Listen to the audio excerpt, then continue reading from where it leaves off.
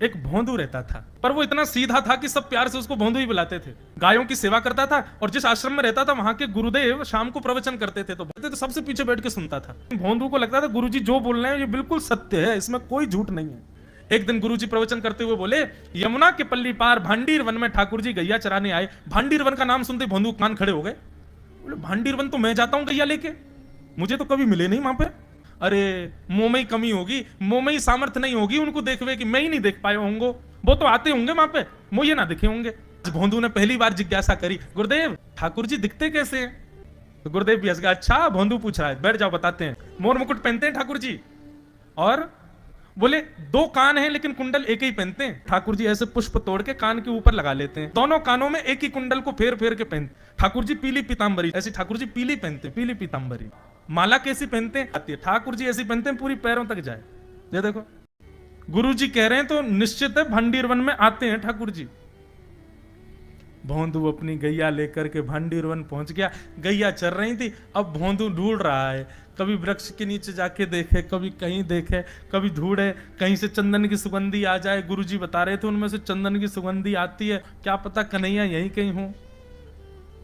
इतने भाव से, इतने प्रेम से और इतने भोलेपन से ढूंढने लगा ठाकुर जी को, और ठाकुर जी नहीं मिलते ना तो अपने आप को ही कोसता, मुंह में योग्यता ना होगी यही मारे ना मिल रहे, ठाकुर जी तो यही है।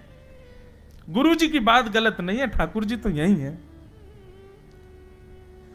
उसके उस सहज भाव पर, उसके उस सरल भोंदूपने पर ठाकुर जी रीझ गए। और इतने में ही भोंदू हताश निराश उदास बैठा था, खुद को कोस रहा था, मुंह में योग्यता ना है, मुंह ठाकुर जी मिलना है रहे। इतने में ही देखा सामने से असंख्य गायों का झुंड आ रहा है, और भोंदू ने जैसे उन गायों को देखा, ऐसी गाय कभी देखी नहीं, अलग गाय, सींग चमक रहे हैं, सींगों के ऊपर के भाग में सोने चांदी मढ़े हुए हैं, ऐसी ऐसी सुंदर सुंदर तंदुरुस्त गैया। तभी देख रहा है भोंदू, पीतांबरी पहनी है, गले में वैजंती माला धारण की है, सिर पर पाग पहनी है, एक कान में कुंडल है, मंद मंद मुस्कुरा करके दतुइयां दिखा रहे हैं, कटाक्ष नेत्रों से कभी इधर देख रहे हैं कभी उधर देख रहे हैं, अपनी वेणु को कमर में कस करके गैयाओं के गले में गलवैयां डाल करके श्याम सुंदर भोंदू की तरफ चलते भय आ रहे हैं। ये दृश्य देख करके हाथ पांव कांपने लगे भोंदू के। उसको लगा मेरे पास तो आएंगे ही नहीं है, वहीं से मुड़ जाएंगे, अब मैं उनके पास जाके उनको असहज नहीं करूंगा, यहीं से देख लूं, यहीं से प्रणाम कर लूं।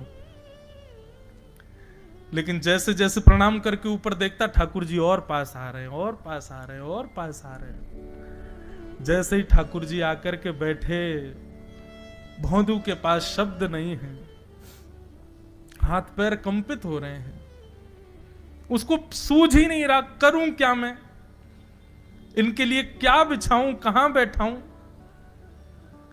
ठाकुर जी ने अपने आप ही भोंदू के गले में हाथ डाली, अरे तेरा नाम कहा है? जैसे ही ठाकुर जी ने नाम पूछा, भोंदू अपना ही नाम भूल गया, बोले मुझे याद ही नहीं मेरा नाम क्या है, पर प्रेम से सब लोग मुझे भोंदू बुलाते हैं। अब तो भोंदू नाम सुनते ही ठाकुर जी ताली दे दे के हंसने लगे, तेरा नाम भोंदू है? बोले हाँ मेरा नाम भोंदू है। और ठाकुर जी आपको अच्छा लगा? बोले हाँ बहुत अच्छा लगा। आपको नाम कहा है? ठाकुर जी बोले तुम वो ना जाने?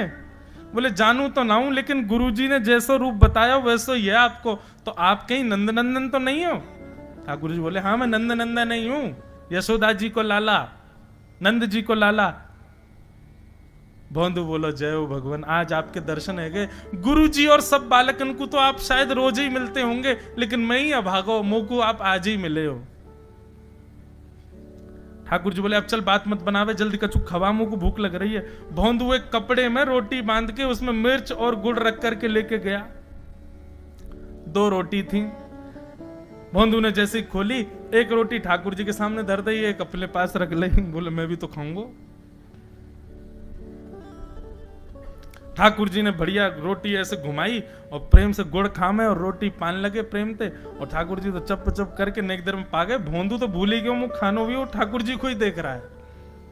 ठाकुर जी बोले और जोर की भूख लगी, ला अपनी रोटी दे दे। भोंदू बोलो मुंह को भी भूख लगी है। बोले अच्छा चल आधी आधी खा ले, या मैं आधी तू खा ले आधी मैं खा लूं, दोनों खा लिए। कल तक से ज्यादा सी रोटी ले आइयो, भूख ज्यादा लगे, और सुन यही समय आइयो, मिलूंगा कल भी तोते। ठाकुर जी अपने मार्ग पर चले गए। भोंदू इतना प्रसन्न है, बोले आज मुझको ठाकुर जी मिल गए।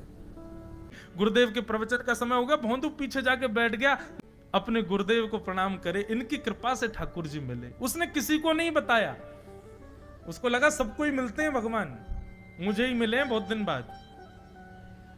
दूसरे दिन भोंदू खूब सारी सामग्री रसोई घर में इकट्ठा करके जाने लगा। किसी ने जाके गुरुदेव से कह दिया कि भोंदू बहुत सारी सामग्री ले जा रहा है। गुरुदेव ने जाके कही, भोंदू इतनी सामग्री ले जा रहा हो भैया, वो भंडारो करेगो का? नहीं गुरुजी भंडारो तो नहीं करूंगा, वो नंद नंदन नाम है, वो यशोदा नंदन मदन मोहन, वो अपनी गैया चरा के आए, कल भी आए, मेरी रोटी खा गए, मैं भूखो ही रहेगो कल। या हमारे ज्यादा सी ले जा रहा हूं, बेचारे बहुत भूखे आए कल, कि उनको पेट भर जाएगा, मैं भी पाए लूंगा, या हमारे गुरुजी आज ज्यादा सामग्री ले जा रहा हूं। गुरुदेव ने मन में सोचा, ये बात कोई और कहे तो अविश्वास किया जा सकता है, लेकिन भोंदू झूठ नहीं बोलता। भोंदू कभी झूठ नहीं बोलता, भोंदू की बात पर विश्वास करना ही पड़ेगा। गुरुदेव बोले, सुन सुन इधर बैठ, ठाकुर जी आए थे? बोले हाँ। अच्छा, उनका रूप कैसा था? जैसा रूप आपने बताया था ना गुरुजी, बिल्कुल वैसा, ऐसे कटाक्ष नेत्र, मोती जैसे दांत, ठाकुर जी की मुस्कान ऐसी, पाग ऐसी, कान ऐसे। गुरुदेव के तो नेत्र बंद हो गए, वे सब अनुभव करने लगे। लेकिन गुरुदेव बोले, रूप कैसा भी बता दे, चरण यदि इसने बता दिए तो मैं मान जाऊंगा कि ठाकुर जी थे। अच्छा तूने चरण देखे? बोले हाँ गुरुजी मैंने चरण देखे। चरण कैसे थे? ठाकुर जी के चरण जब वो चल करके आगे बढ़ते हैं ना तो चिन्ह बन जाते हैं। कहीं ध्वजा बनी थी, कहीं शंख बना था, कहीं कुछ बना था, और उनके जो नखून है ना, उनमें से ऐसा लगता है मानो जैसे कोमल का पराग हो, कमल का पराग हो। और चरणों का रंग कैसा, जैसे मानो जैसे गुरुदेव कमल होता है ना, कमल की आकृति, ऐसे ठाकुर जी के चरण। जब चरण का यथावत वर्णन भोंदू ने कर दिया, गुरुदेव समझ गए, बोले निश्चित ठाकुर जी आते। नहीं तो भोंदू कहां जाने, इतनी बुद्धि नहीं है उस पे कि वो इतना सब कुछ ढूंढ धाड़ के मुझे बताए। भोंदू एक काम करेगा? बोले हाँ। ठाकुर जी आएंगे तो तेरे सखा बन गए? बोले हाँ। तो उनको लेकर के आश्रम आ जा, यहां पे आ जा।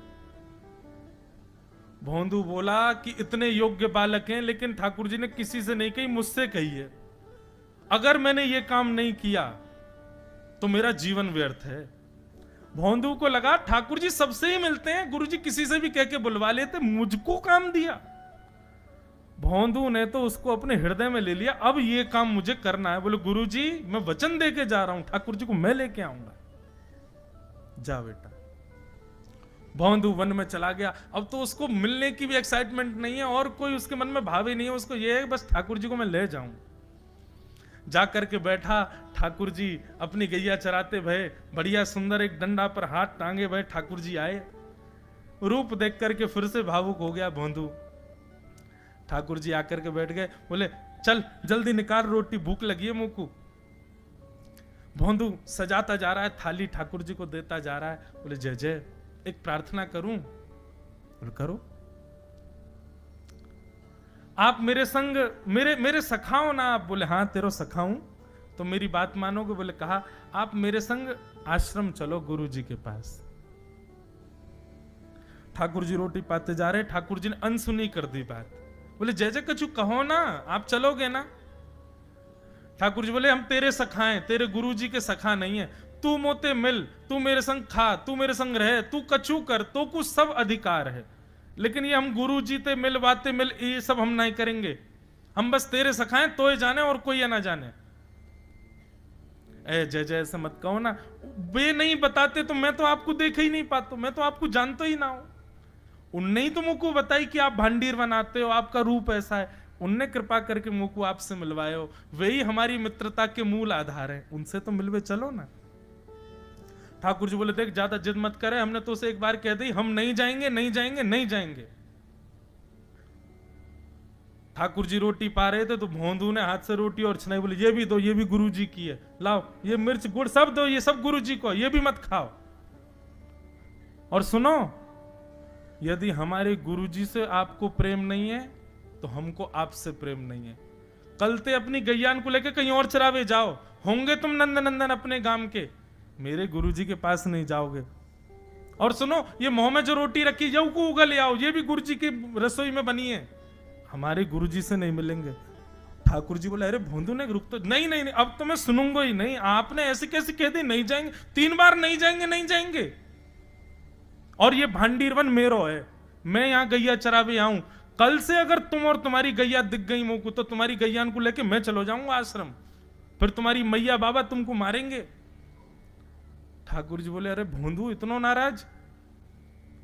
बोले यदि मुंह से मित्रता रखनी है तो मुंह को वचन देना पड़ेगा कि आप आश्रम चलोगे, और अगर आपने फिर से नहीं कही तो मैं जा रहा हूं वापस, और कभी आपको मुख नहीं देखूंगा, अपना मुख नहीं दिखाऊंगा।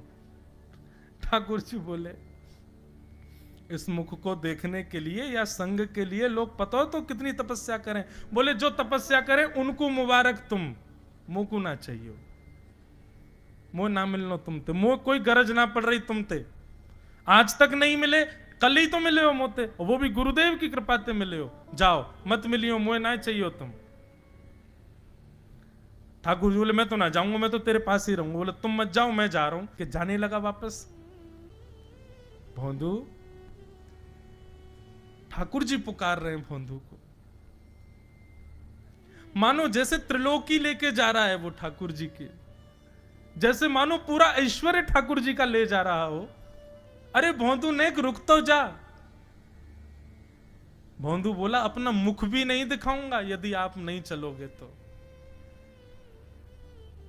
भोंदू थोड़ी दूर गया, ठाकुर जी को लगी वापस आ जाएगा, थोड़ी और दूर गया, लगा अब आ जाएगा, लेकिन जब भोंदू दिखना बंद हो गया हमारे ठाकुर जी विचलित हो गए, दौड़े भोंदू की तरफ। ठाकुर जी दौड़ करके गए और जाकर के भोंदू के पिद्दी पे चढ़ गए। बोले ले चल अपने गुरुदेव के पास, चलूंगा तू जहां कहेगो, लेकिन तो दूर नहीं जान दूंगा। और भोंदू ठाकुर जी को ऐसे ऊपर चढ़ा करके लेकर के आश्रम जा रहा है। गुरुदेव आकर के खड़े हो गए और मन में बस विचार कर रहे थे, हाथ पांव कांप रहे थे। बोले ठाकुर जी आएंगे कि नहीं। इतने में ही भोंदू आया और तभी देखा भोंदू के पिद्दी पर ठाकुर जी टंगे भय आ रहे हैं। आज गुरुदेव ने जाकर के पहले भोंदू को प्रणाम किया, बोले जय हो, धन्य है तू। इतनी तपस्या की, इतना भजन किया, घर परिवार त्याग दिया, वैराग्य त्याग सब हमारे जीवन में, तब भी ठाकुर जी नहीं मिले। लेकिन वारे भोंदू, तेरी सरलता, तेरी सहजता, तेरा ये निर्मल भाव कि ठाकुर जी तेरे अधीन होके यहां आश्रम तक चले आए।